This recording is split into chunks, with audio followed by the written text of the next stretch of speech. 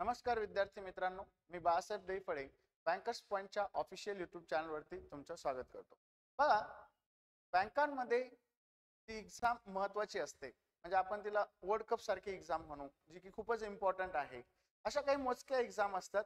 त्यामधली एक एक्झाम जी आहे RRB, ग्रामीण बँकांच्या एक्झामचं नोटिफिकेशन आलेलं आहे. याच्या अगोदरही मी तुम्हाला सांगितलं होतं की ग्रामीण बँकांमध्ये IBPS मार्फत ज्या एक्झाम्स घेतल्या जातात त्या व्हिडिओमध्ये मी तुम्हाला सांगितलं होतं की ग्रामीण बँकांमध्ये टोटल 43 ग्रामीण बँका आहेत. तर या सगळ्या 43 ग्रामीण बँकांसाठी आपण अप्लाय करू शकतो, पण ऑफिसर अँड अबो लेवलच्या पोस्टसाठी. म्हणजे याच्यामध्ये ऑफिसर स्केल 1 असेल, स्केल 2 असेल, स्केल 3 असेल.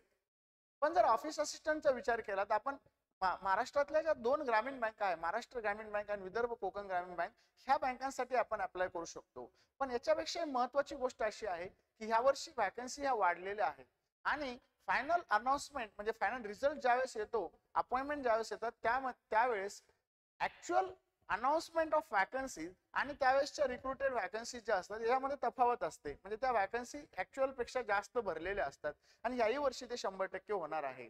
तर आपण या IBPSच्या RRBच्या डिटेल नोटिफिकेशन बद्दल आज आपण जाणून घेणार आहोत. तर बघा, RRBचं जे नोटिफिकेशन आलेलं आहे, ज्याची शॉर्ट नोटीस काल 5 वाजता आली होती आणि इमिडिएट त्याच्यानंतर आपल्याला IBPSचे नोटिफिकेशन पूर्ण डिटेल नोटिफिकेशन बघायला भेटलेलं आहे. तर याच्यामध्ये टेंटेटिव्ह व्हॅकन्सी ज्या आहेत त्या कमी जास्त होत असतात. बघा, या टोटल 43 बँका आहेत. पण जर ऑफिस असिस्टंटचा आपण विचार केला तर याच्यामध्ये महाराष्ट्र ग्रामीण बँक, जिचं हेडक्वार्टर हे औरंगाबादला आहे आणि याला मराठी लँग्वेज कंपल्सरी लागते. जर आपल्याला मराठी येत असेल तरच आपण हे फॉर्म क्लेरिकल लेवलचा ऑफिस असिस्टंट लेवलचा फॉर्म याच्यामध्ये आपण भरू शकतो. त्यानंतर दुसरी जी बँक आहे ती आहे विदर्भ कोकण ग्रामीण बँक, जिचं हेडक्वार्टर हे नागपूरला आहे. आणि याच्यामध्ये सुद्धा मागच्या वर्षी आपला एक विद्यार्थी सिलेक्ट झाला होता. तर ह्या बँकेचं नोटिफिकेशन, ह्या दोन बँकांसाठी आपण अप्लाय करू शकतो ऑफिस असिस्टंट लेवलला. अदरवाईज ह्या सगळ्या बँकांसाठी ज्या बँक दिलेल्या आहेत, 43 बँक आहेत टोटल, यांच्यासाठी आपण ऑफिसर स्केल 1 अँड अबो साठी आपण काय करू शकतो, अप्लाय करू शकतो. आता याच्यामध्ये इलिजिबिलिटी क्रायटेरिया इन डिटेल मध्ये आपण बघणार आहे. तर नॅशनॅलिटी वगैरे हे तर आहेच. आता बघा, एज क्रायटेरिया काय आहे याच्यामध्ये. एज हे ऍज ऑन पाहिजे. म्हणजे 1/6/2022 ला तुमचं वय हे 21 वर्ष ऑफिसर स्केल 3 साठी अबो 21 वर्ष पाहिजे and below 40 years. Candidate should not have been born earlier than 3/6/1982 and later than 31/5/2001. याच्या मधलाच कॅन्डिडेट पाहिजे. ह्या दोन्ही डेट असेल जन्मतारीख तरी चालेल. पण एक लक्षात ठेवा, मागच्या वेळेस एका विद्यार्थ्याने चुकी केली होती की आम्ही ह्या डेट सांगितल्या, मग आमचा तर जन्म ह्यामध्ये नाही, पण तो कॅन्डिडेट होता ओबीसी. ते ओपन कॅटेगरीसाठी ह्या डेट मेन्शन केलेले आहे. जर तुम्ही ओबीसी असाल, SC ST असाल तर याच्यामध्ये तुम्हाला एज रिलॅक्सेशन असते. ओबीसीला 3 वर्षाचं, SC ST ला 5 वर्षाचं. जर तुम्ही अदर कास्ट असाल तर तुम्ही हे याच्यापेक्षा अजून 3 वर्ष पाठीमागे जायचं ओबीसी असाल तर, आणि SC ST असाल तर 5 वर्ष. सगळ्याच पोस्टसाठी सेम राहील. ओबीसी साठी 3 वर्ष एज रिलॅक्सेशन, SC ST साठी 5 वर्ष. मग आता बघा, ऑफिसर स्केल 2 ची जी पोस्ट आहे याच्यामध्ये तुमचं वय हे 21 वर्ष आणि 32 वर्षाचा क्रायटेरिया दिलेला आहे. पण ह्या स्केल 3 आणि स्केल 2 साठी आपल्याला एक्सपिरियन्सची गरज असते. त्या जे मुलं करंट प्रिपरेशन करत असतात त्यांनी अप्लाय करू शकतात ऑफिसर स्केल 1 ला. असिस्टंट मॅनेजर म्हणतो आपण त्याला, आणि ऑफिस असिस्टंट मल्टीपर्पज म्हणजे क्लेरिकल लेवलची पोस्ट असते. तर याच्यासाठी बघा, 18 वर्ष आणि जास्त त्यापेक्षा वय पाहिजे आणि 30 वर्षापेक्षा कमी असिस्टंट मॅनेजर, आणि 18 वर्षापेक्षा जास्त आणि 28 वर्षापेक्षा कमी हे पाहिजे क्लेरिकल लेवलसाठी. म्हणजे तुमची जन्मतारीख ही 3/6/1992 ते 31/5/2004 हे ऑफिसर साठी आणि 2/6/1994 ते 1/6/2004 हे क्लेरिकल साठी तुमची जन्मतारीख याच्या मधली किंवा ही असेल तरी चालेल. त्यानंतर एज रिलॅक्सेशन ऑलरेडी मी सांगितल्याप्रमाणे बघा, शेड्यूल कास्ट SC आणि ST साठी 5 वर्ष, त्यानंतर अदर बॅकवर्ड क्लास साठी 3 वर्ष, आणि डिसॅबिलिटीज असेल तर 10 वर्ष, त्यानंतर एक सर्व्हिसमॅन असेल तर 3 वर्ष हे तुम्हाला इथं एज रिलॅक्सेशन दिलेलं आहे. ठीक आहे. त्यानंतर बघा, याच्यामध्ये जे इम्पॉर्टंट गोष्टी आहेत तेच आपण फक्त बघू याच्यामध्ये. म्हणजे तुम्हाला जास्त वेळ याच्यात स्पेंड करायची गरज नाही. आता जी डिसेबिलिटी वगैरे आहे त्यांना त्या कॅटेगरीच्या कॅन्डिडेटला माहिती असतं की आपण त्याच्यामध्ये इलिजिबल आहे किंवा नाही. त्यानंतर बघा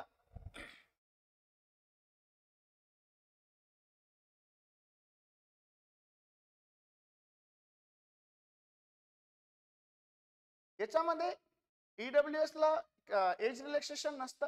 आता बघा आपण एज्युकेशनल क्वालिफिकेशन आणि एक्सपिरियन्स बद्दल पण माहिती बघू. म्हणजे ज्या ज्या विद्यार्थ्यांना, आपले काही जुने विद्यार्थी ज्यांनी प्रायव्हेट बँकांमध्ये आता सध्या जॉब करत आहेत, मग अशा मुलांसाठी सुद्धा ही गोल्डन अपॉर्च्युनिटी असते की तुम्हाला डायरेक्ट एक्सपिरियन्सच्या बेसवरती तुम्ही स्केल 1 किंवा स्केल 2 अँड अबोव्ह पोस्ट साठी अप्लाय करू शकता.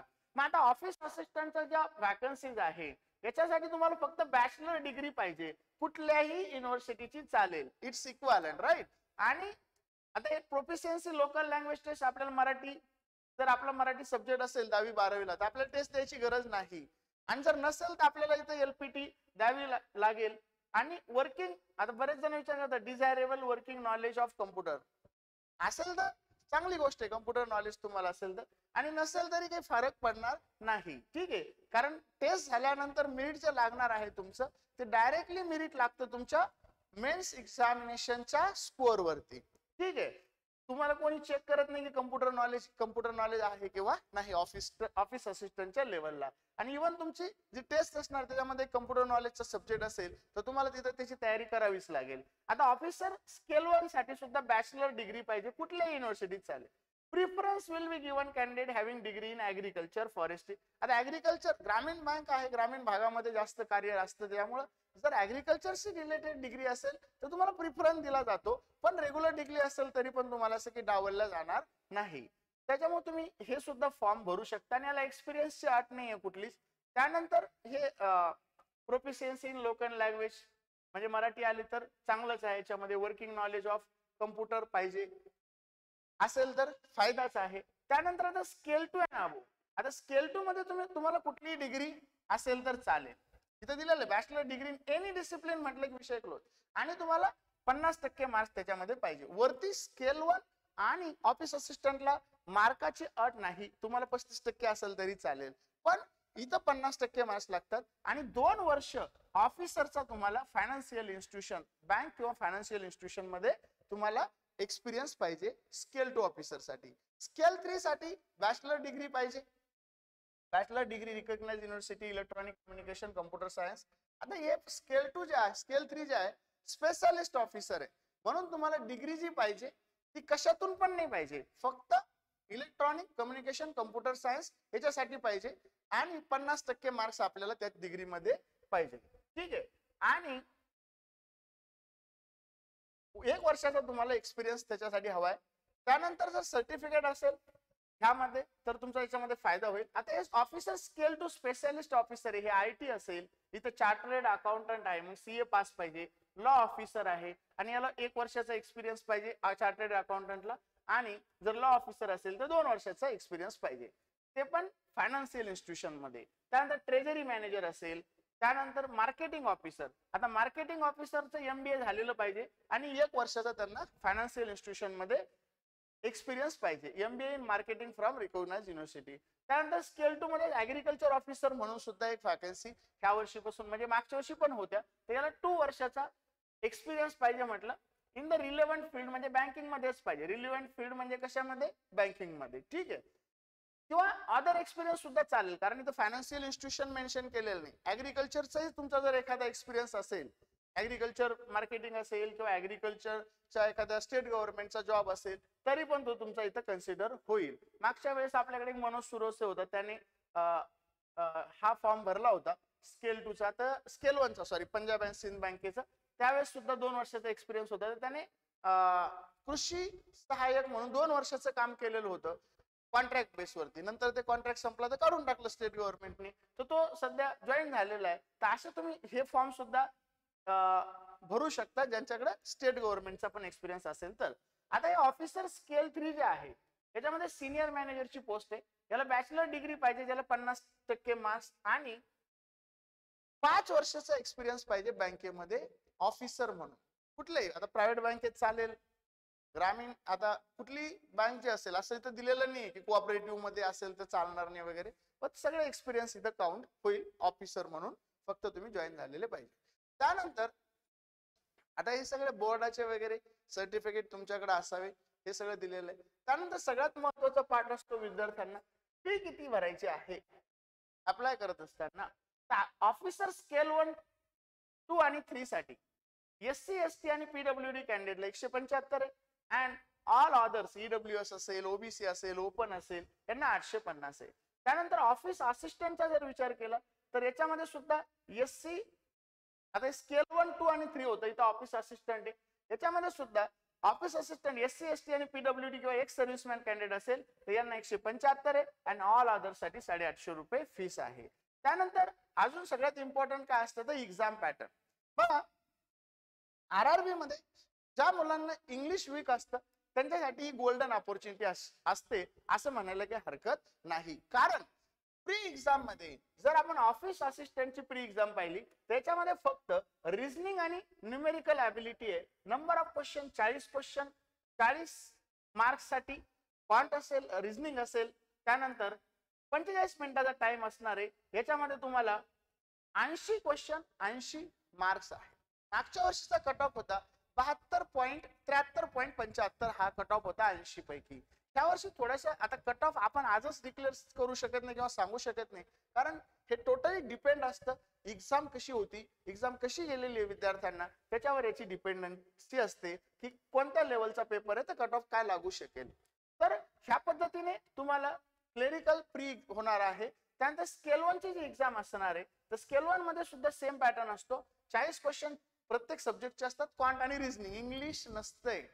म्हणून इथे हे सगळ्यात गोष्ट आहे, महत्वाची गोष्ट आहे की जर तुमचं इंग्लिश थोडंफार वीक असेल तर प्री मध्ये तुम्हाला RRB मदत करते स्वतः. पण मेन्स मध्ये मात्र तुम्हाला ऑफिस असिस्टंटच्या मेन्स एक्झामिनेशन मध्ये रिझनिंग, कम्प्युटर नॉलेज आहे 40 क्वेश्चन 20 मार्काला, रिझनिंग 40 क्वेश्चन 50 मार्काला आहे. त्यानंतर जनरल अवेअरनेस 40 क्वेश्चन 40 मार्काला आहे. त्यानंतर इंग्लिश लँग्वेज, आता इथे इंग्लिश किंवा त्याला डॉट दिलेलं आहे A किंवा B, म्हणजे तुम्ही एकतर इंग्लिश घेऊ शकता किंवा हिंदी घेऊ शकता.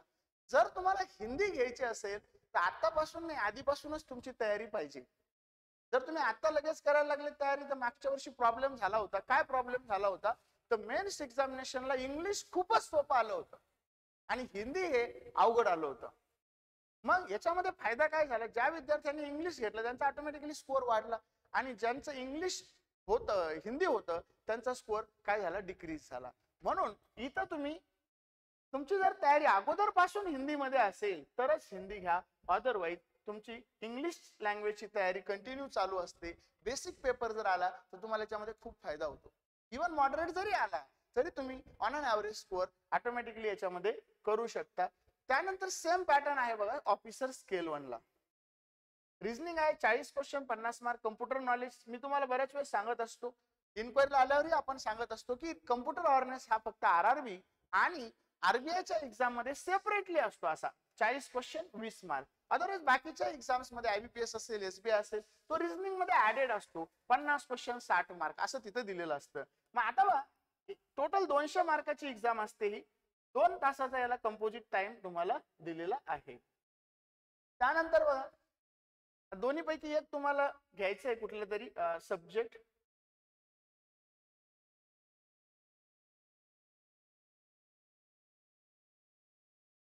त्यानंतर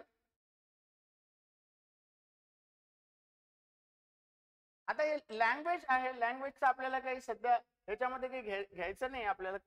लँग्वेज कुठली पाहिजे, लँग्वेज ऍक्च्युली मराठी आपली आहे, तर आपल्याला प्रिफरन्स लँग्वेज म्हणजे ऑफिस असिस्टंटला आपल्याला मराठी येणं कंपल्सरी आहे.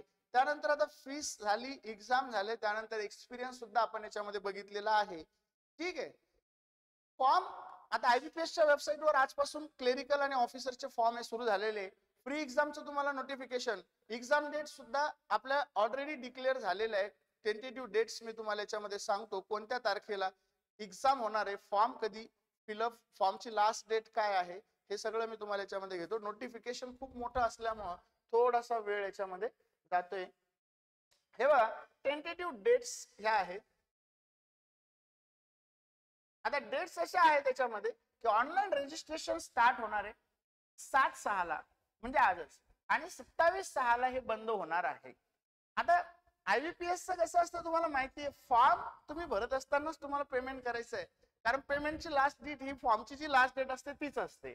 मग तुम्ही 27/6 पर्यंत तुम्हाला फॉर्म भरता येईल.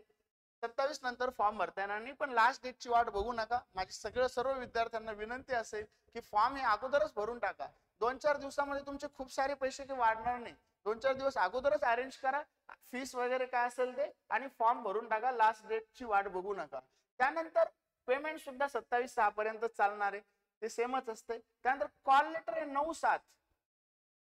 9/7 ला येणार आहे तुमचे, म्हणजे जुलैमध्ये. त्यानंतर प्री एक्झाम ट्रेनिंग असेल. आता ही SC ST OBC काही कॅन्डिडेट साठी प्री एक्झाम ट्रेनिंग असते. त्यानंतर download call letter for online examination preliminary. आता हे प्री एक्झाम ट्रेनिंगचं कॉल लेटर होतं 9/7 ला, आणि प्री एक्झामची ट्रेनिंग 18/7 ते 23/7 मध्ये आहे. आणि तुमचं जी प्री ऍक्च्युअल एक्झाम होणार आहे ती जुलै ऑगस्ट मध्ये असणार आहे. आता ऑगस्ट मध्ये ऑनलाईन प्रिलिम एक्झाम्स होईल तुमची, म्हणजे जुलै आणि ऑगस्ट 1 महिन्याचा टाइम तुमच्याकडे, 2 महिन्याचा टाइम जवळपास आहे. आणि ऑगस्ट मध्ये सुद्धा डेट फिक्स नाही, म्हणजे आपण असं म्हणू शकतो जवळपास 2.5 महिन्याचा टाइम आपल्याकडे आहे. तर आपण चांगल्या पद्धतीने, अगोदरची तर आपली तयारी चालूच आहे, पण आता आपण सेकंदाचाही वेळ वाया न घालवता आपण याच्यामध्ये तयारी केली पाहिजे. त्यानंतर रिझल्ट बघा, ऑगस्ट मध्ये एक्झाम झाली की लगेच सप्टेंबर मध्ये रिझल्ट आहे. ऑनलाईन मेन्स एक्झामचं सप्टेंबर मध्ये हॉल तिकीट येईल, आणि सप्टेंबर-ऑक्टोबर मध्ये मेन्स रिझल्ट तुमचा मेन्स एक्झाम होऊन जाईल. त्यानंतर रिझल्ट हा मेन एक्झामचा ऑक्टोबर 2022 मध्ये असेल. त्यानंतर इंटरव्ह्यू तुमच्या ऑक्टोबर-नोव्हेंबर मध्येच होतील लगेच, आणि इंटरव्ह्यू हॉल तिकीट ऑक्टोबर-नोव्हेंबर मध्ये येईल, आणि ऑक्टोबर-नोव्हेंबर मध्येच तुमचे इंटरव्ह्यू होतील, आणि अलॉटमेंट तुमची लगेच जानेवारी मध्ये होईल. म्हणजे तुम्हाला फेब्रुवारी किंवा मार्च पासून लगेच जॉईन, मार्च-एप्रिल पर्यंत जास्तीत जास्त जॉब हा तुमच्या हातात असेल, तुम्ही जॉईन केलेला असेल. ह्या पद्धतीने तुमच्या डोक्यामध्ये ठेवा की आपण मे मध्ये किंवा एप्रिल मध्ये महाराष्ट्र ग्रामीण बँक किंवा विदर्भ कोकण ग्रामीण बँक किंवा 43 ग्रामीण बँकापैकी कुठल्या तरी एका ग्रामीण बँकेमध्ये आपण जॉईन असेल. ह्या पद्धतीने आपल्या डोक्यामध्ये अभ्यास आपण केलेला पाहिजे. आता in case the possible and safe hold PET, आता हे प्रोफिशियन्सी टेस्ट असेल तर ते आपण बघू नंतर, ठीक आहे. त्यानंतर काही तुम्हाला जर डाऊट असतील ह्या नोटिफिकेशन संदर्भात, तर तुम्ही आपला खाली कॉन्टॅक्ट नंबर आहे बघा, त्या कॉन्टॅक्ट नंबरवरती व्हॉट्सअप मेसेज करू शकता, किंवा डायरेक्टली कॉल केला तरी काही प्रॉब्लेम येणार नाही. थँक्यू.